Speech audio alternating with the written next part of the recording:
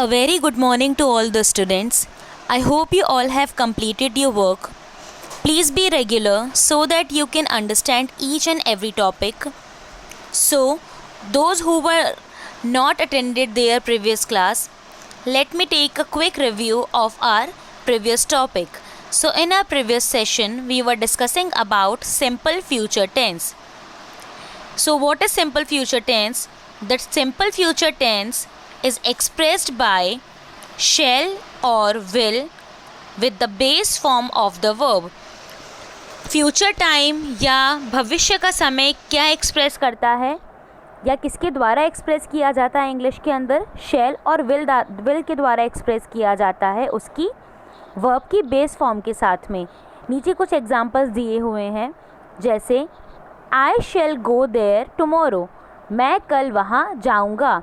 आई यहाँ पर हमारा सब्जेक्ट है, शैल हमारा है फ्यूचर फॉर्म, गो हमारा है यहाँ पर वर्ब का बेस फॉर्म और आगे हमें हमारा पूरा सब्जेक्ट मिला है. आई के साथ में हमेशा शैल का ही यूज़ किया जाता है. Next, they will come here in the morning, यानी वो शाम को यहाँ पर आएंगे. दे हमारा यहाँ पर सब्जेक्ट है, विल हमारा यहाँ पर है फ्यूचर टेंस, कम यहाँ पर हमारा क्या है वर्ब का बेस फॉर्म, आगे जितना भी हमारा सेंटेंस है वो क्या है हमारा ऑब्जेक्ट है. इसी तरीके से अगर आप इसका नेगेटिव सेंटेंस फॉर्म करते तो नेगेटिव सेंटेंस के अंदर आप किसका यूज़ करेंगे? नॉट का यूज़ करेंगे. कहाँ पर? शैल और विल के बाद में. उसी तरीके से अगर आप इसका नेगेटिव इंटेरोगेटिव सेंटेंस बनाते हैं या फिर इंटेरोगेटिव सेंटेंस बनाते हैं तो शैल और विल आपके सब्जेक्ट से पहले आ जाएंगे. और नेगेटिव इंटेरोगेटिव में शैल और विल के बाद सब्जेक्ट आएगा और उसके बाद में आप किसका यूज़ करेंगे? नॉट का यूज़ करेंगे. किसमें? नेगेटिव इंटेरोगेटिव में. उसके बाद में हमने इसके कुछ यूजेस पढ़े थे. यहाँ पर इसके 6 यूजेस हैं. उसमें से पहला यूज़ था कि शैल का यूज़ कब किया जाता है? Shall is used with second and third person. Shall का यूज़ सेकंड और थर्ड पर्सन के साथ किया जाता है. क्या चीज़ एक्सप्रेस करने के लिए? आपकी डिटर्मिनेशन, प्रॉमिस और आपके इंटेंशंस को बताने के लिए. अगला इसका यूज़ था shall is used with first person. First person के साथ जब यूज़ किया जाता है तो हम इसके अंदर ऑफ़र और सजेशन के लिए इसको यूज़ करते हैं. उसके बाद में हमें पता चला कि विल का यूज़ कब किया जाता है. विल का यूज़ जब फर्स्ट पर्सन के साथ किया जाता है तब उसके अंदर विलिंगनेस शो करने के लिए और डिटर्मिनेशन शो करने के लिए विल का यूज़ किया जाता है. अगला इसका यूज़ था simple future tense is use to express the speaker's opinion. Simple future tense का यूज़ स्पीकर की ओपिनियन बताने के लिए किया जाता है. For something to be done in future. Speaker यानी कौन? फर्स्ट पर्सन की ओपिनियन बताने के लिए किया जाता है जो कि आगे वो फ्यूचर में करने वाला है. और ऐसी बातों के लिए किस तरीके की वर्ब का यूज़ करते हैं? Believe, no, suppose, think, etc.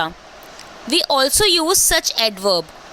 अगर हम किसी तरीके के एडवर्ब का यूज़ करेंगे इसके अंदर तो हम क्या एडवर्ब यूज़ करेंगे इसमें? perhaps, possibly, surely, etc. अगला इसका यूज़ है आपके हैबिचुअल एक्शंस के बारे में बताने के लिए. उसके बाद था आपके ऐसे एक्शंस को बताने के लिए जो कि अभी टेक प्लेस होने वाले हैं या फिर जो अभी फ्यूचर में कंटिन्यू होने वाले हैं.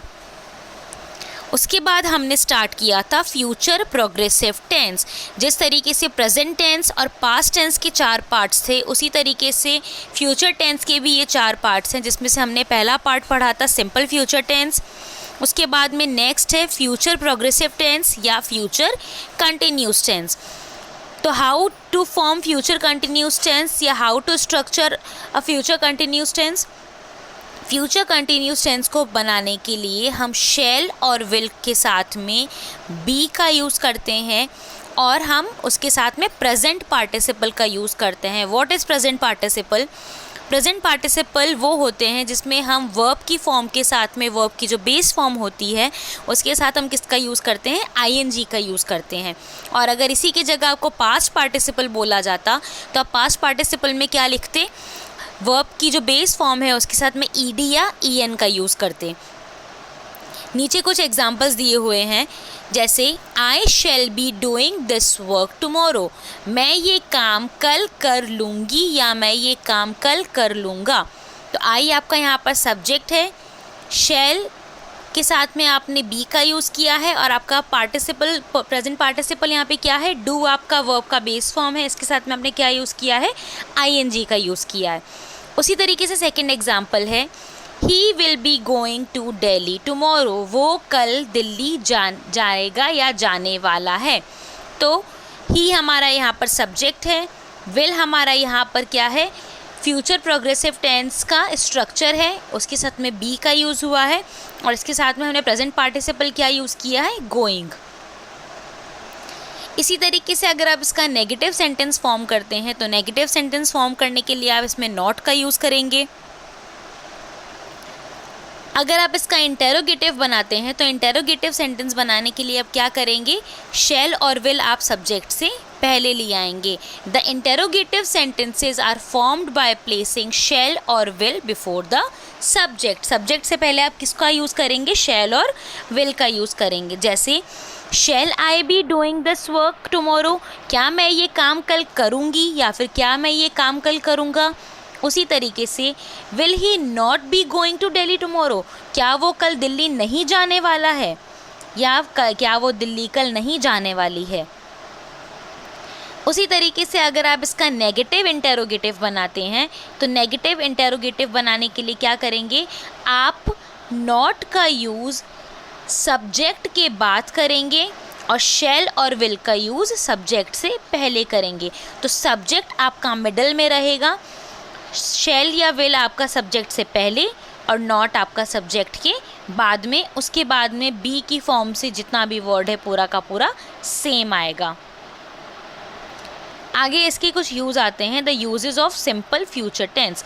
What is the uses of simple future progressive tense? The future progressive tense is used to express an action that will be in progress at given fine in future। यानी simple future progressive tense का use आपके ऐसे actions के लिए जताया जाता है या करा जाता है जो कि क्या है, आगे की फ्यूचर के टाइम में प्रोग्रेस कर रहे हैं या कंटिन्यू कर रहे हैं। उसी तरीके से सेकंड यूज़ इसका है, the future progressive tense is used to express an action which will take a normal course। Future progressive tense का यूज़ आपकी उन एक्शंस के लिए किया जाता है जो एक नॉर्मल तरीके से किसी काम को करने में जितना समय लग सकता है उतने समय के लिए आगे के लिए ये बढ़ता है। जैसे अगर आप कुछ काम कर रहे हैं और वो काम अगर 3 या 4 दिन के फ़िक्स टाइम में ख़त्म हो रहा है तो उस फिक्स नॉर्मल कोर्स के अंदर ख़त्म होने में अगर किसी का यूज़ हो रहा है तो उसमें किसका यूज़ होगा, सिंपल प्रोग्रेसिव टेंस का यूज़ किया जाएगा। नेक्स्ट है, the simple progressive tense is use to express an action that will be in progress at given fine in future. तो तीनों यूजेस एक तरीके से सेम ही हैं कि आपका सिंपल फ्यूचर टेंस या सिंपल फ्यूचर प्रोग्रेसिव टेंस एक ऐसा टेंस जो कि आपका काम फ्यूचर में अभी चल रहा है और आगे आने वाले टाइम तक प्रोग्रेस करे या आगे आने वाले टाइम तक कंटिन्यू करेगा, तो उसको आप क्या बोलेंगे, सिंपल फ्यूचर टेंस बोलेंगे। जैसे for example, from 5 PM to 6 PM We will be playing cricket tomorrow। हम 5 बजे से 6 बजे तक क्रिकेट खेलेंगे कल। तो यहाँ इसको ढंग से फॉर्म करेंगे तो सेंटेंस क्या बनेगा, कल हम 5 बजे से 6 बजे तक क्रिकेट खेलेंगे। तो यहाँ पर टाइम फिक्स है, फ्यूचर की बात हो रही है और ये फ्यूचर की तरफ 5 से 6 बजे तक का टाइम प्रोग्रेस हो रहा है, आगे भी चलेगा रुकेगा कुछ पता नहीं है इस टाइम का। तो इसमें किसका यूज़ किया जा रहा है, प्रोग्रेसिव टेंस का यूज़ किया जा रहा है।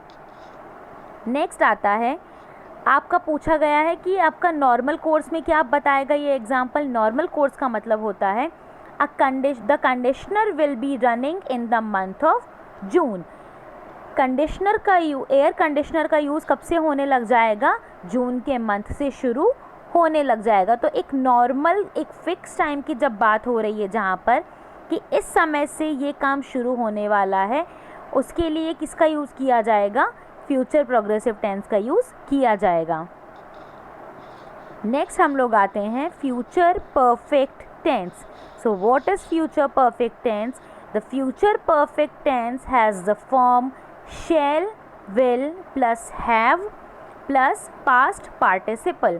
shall और will के साथ में have का यूज़ होगा, और जैसा कि मैंने बताया था past participle है तो past participle में क्या आता है? आपकी वर्ब की बेस फॉर्म के साथ में ed या en का यूज़ या वर्ब की थर्ड फॉर्म का यूज़ किया जाता है। जैसे we shall have reached there, हम वहाँ पहुँचने वाले हैं। He will have done this work, वो अपना काम करने वाला है। अगर आप इसका नेगेटिव सेंटेंस फॉर्म कर रहे हैं तो नेगेटिव सेंटेंस को फॉर्म करने के लिए आप किसका यूज़ करेंगे? यहाँ पर नॉट का यूज़ करेंगे। तो यहाँ पर सब्जेक्ट से पहले आएगा, शैल और विल से पहले आपका सब्जेक्ट आएगा, उसके बाद में आप शैल का यूज़ करेंगे, उसके बाद में आप किसका यूज़ करेंगे? नॉट का यूज़ करेंगे। बाकी पूरा सेंटेंस सेम रहेगा। For example, we shall not have reach there, हम अभी वहाँ नहीं पहुँचने वाले हैं। आगे, he will not have done this work, उसने ये काम नहीं किया है। So students, that's enough for today. Please go through this video. If you have any doubt and query, please let me know. Tomorrow we will discuss the next and the last part of this tense. Thank you.